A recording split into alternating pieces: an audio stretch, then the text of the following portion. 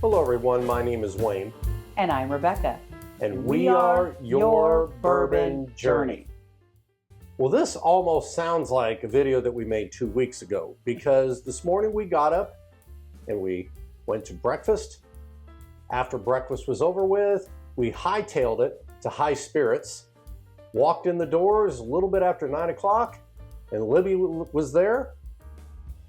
We were looking for this bottle in front of us, Penelope. They had one left. We grabbed it, we said vamuso, and we el quemo homo. That's pretty much the way it happened. See. I mean, he was chatting with Libby and I was running over there because there were other people in the store and I wanted to make sure they didn't grab the last bottle of Havana. So we gladly picked up a bottle and came home, and now we are reviewing it. Rebecca, talk about what the hubbub is about this. Oh, I'd love to. I've been so excited to find this, so here we go.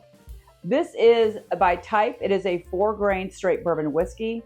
The mash bill is 74% corn, 16% wheat, 7% rye, and 3% malted barley.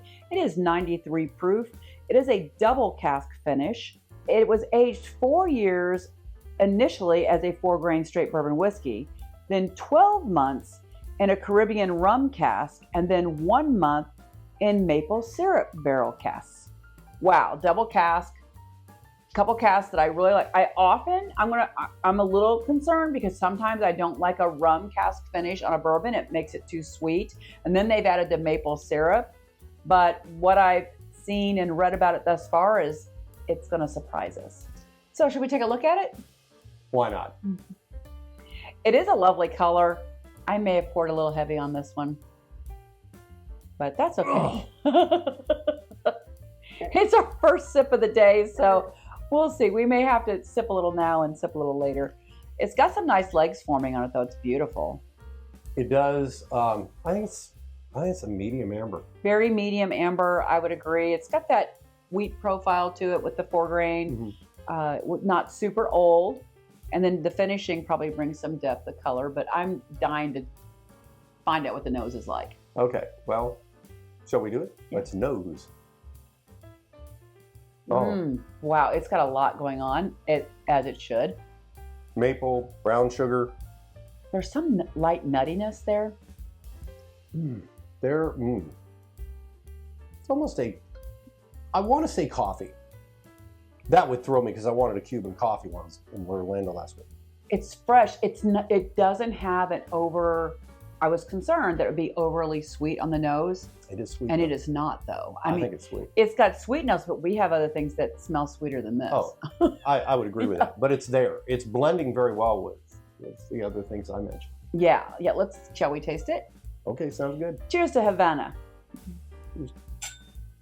Cheers to Havana.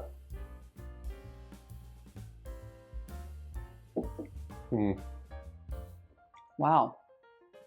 Well, Babalu High That's different. I've got some bread notes on it, which is probably that, 16% wheat. And so I'm getting some really lovely bread notes, almost like baked bread. Still getting a little bit of nuttiness, very light. I'm getting maple. Some of the molasses from that rum.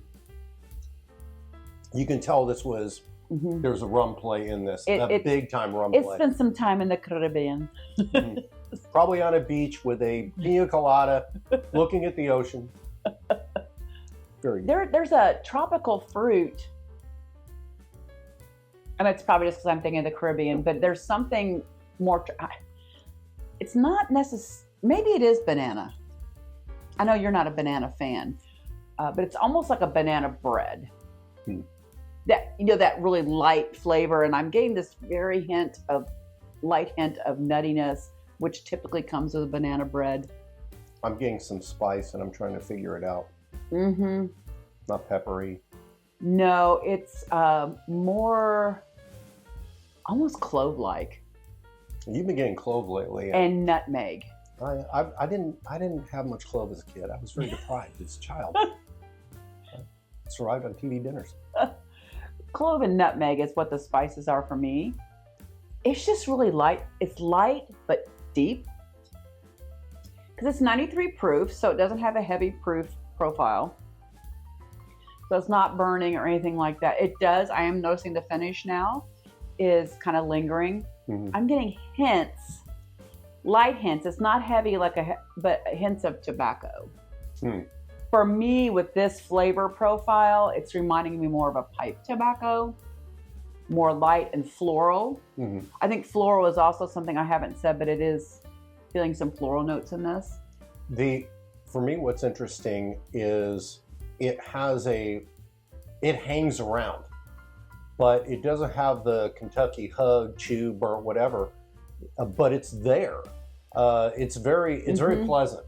This is, to me, a bottle that could be very dangerous. This is one that you could start drinking and wake up tomorrow in the Bestino.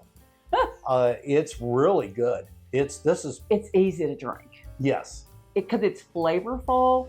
It's got enough things going on that it's got some sweetness and it's got some spice and it's got the depth with a little bit of the pipe tobacco. It's got some spice and finish on the finish. It would be really easy to drink this. It would. It is really. Let's have a little sip here. Okay. Yeah, and the legs are just beautiful. And I'm getting that feeling that, and it's probably coming from the double cask finish. It probably adds this amazing mouthfeel that I have. And if you've watched this at all, you know that, gosh, when it has a great mouthfeel, I just like it so much more because it seems to linger and evolve in your mouth more. Mm. And I think it's pipe tobacco. Mm-hmm. It's that, put it in there, light it with a long thing. It's because it's sweeter. It's a sweet tobacco and almost floral-like. Mm-hmm. It's lovely, really lovely. It's really cool. I could picture Ricky Ricardo drinking this after a night at the club and putting up with one of Lucy's schemes. Mm-hmm. It's very good. I don't think I mentioned what we paid for it. I think I forgot to say that, but it was $149.99. Okay. I'm loving this, and even at that price point, I think I'd probably do that again. I think it's pretty good. It's not an everyday one. This is I think it's a special occasion. Mm-hmm. You could, looking around, I could say about most of them, but there's something about this that it's very rich. And I think this falls into a category for myself as a summer bourbon. Yes, it does make you think about Caribbean vibes. Mm-hmm.